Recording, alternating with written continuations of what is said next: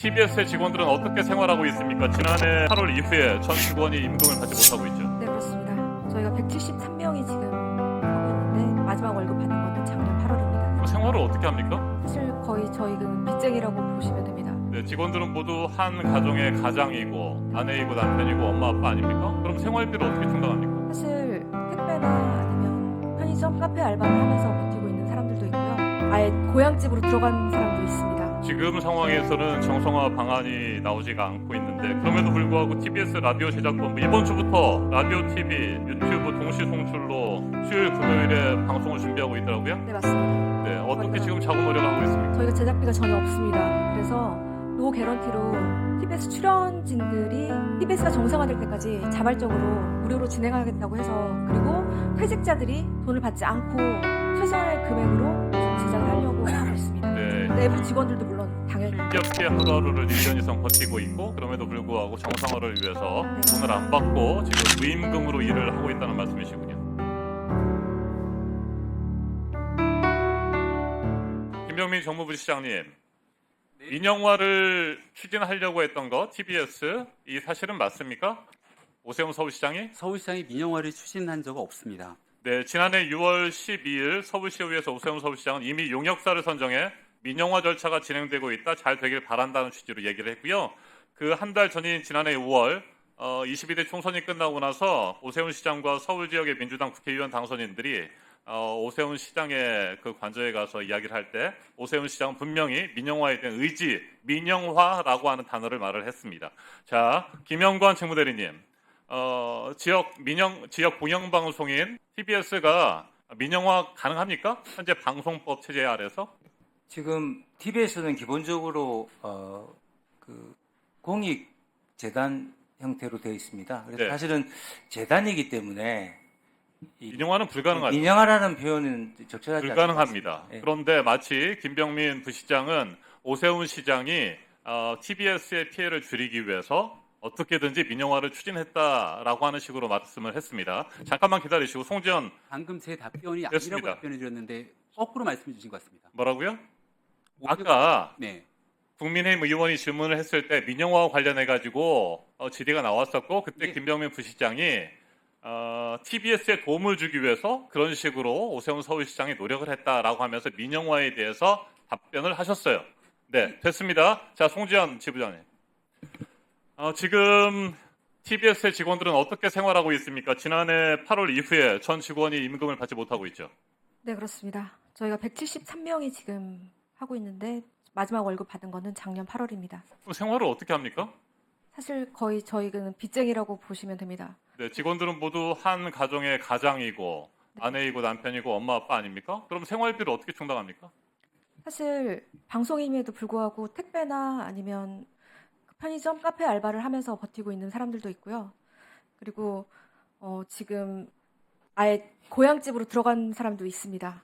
네, 지금 상황에서는 정성화 방안이 나오지가 않고 있는데 그럼에도 불구하고 TBS 라디오 제작본부 이번 주부터 라디오, TV, 유튜브 동시 송출로 수요일, 금요일에 방송을 준비하고 있더라고요. 네, 맞습니다.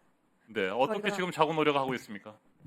저희가 제작비가 전혀 없습니다. 그래서 노 개런티로 TBS 출연진들이 TBS가 정상화될 때까지 자발적으로 무료로 진행하겠다고 해서, 그리고 퇴직자들이 돈을 받지 않고 최선의 금액으로 지금 제작을 하려고 하고 있습니다. 네, 내부 직원들도 물론 당연히. 힘겹게 하루하루를 1년 이상 버티고 있고 그럼에도 불구하고 정상화를 위해서 네, 돈을 안 받고 지금 무임금으로 일을 하고 있다는 말씀이시군요. 네, 맞습니다. 그 오세훈 시장이 TBS 사태에 대한 서울시의회 시정 질문 답변에서 편향된 진행자가 나가면 나 다시 돌아올 거야라고 하는 것이 부르짖혔다 이렇게 발언했잖아요. 어떻게 생각하세요? 솔직히 그렇게 솔직하게 말씀하실 줄 몰랐습니다. 왜냐하면 그런 혐의들은 계속 가지고 있었거든요. 김어준 씨가 3년 만에 돌아오겠다고 했을 때부터 서울시 의회는 시정실에서 끊임없이 저희한테 안 돌아오게 하려고 하면 어떻게 할 거냐라는 질문을 계속했고요.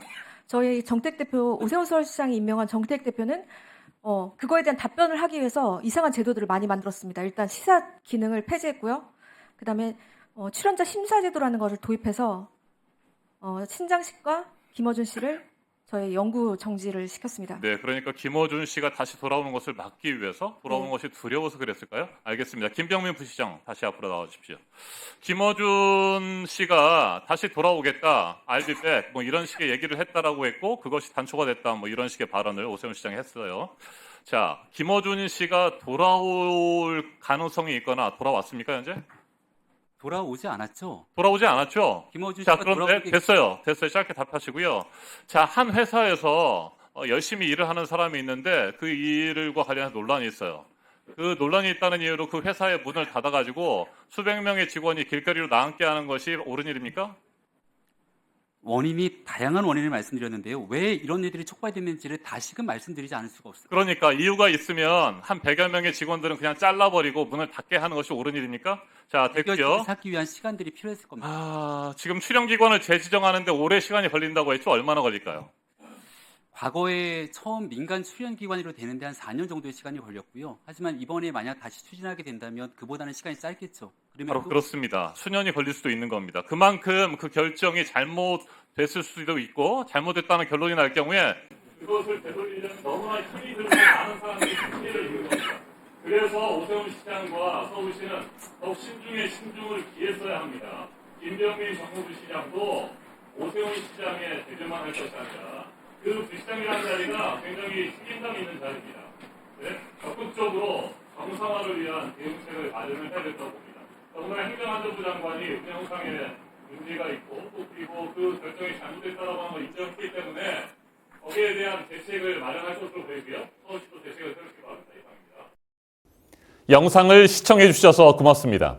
말보다 진심이 먼저 닿는 정치, 이정원 오피셜에서 계속해서 전해드리겠습니다. 오른쪽 구독 버튼을 눌러 이정원의 길에 함께해 주십시오. 고맙습니다.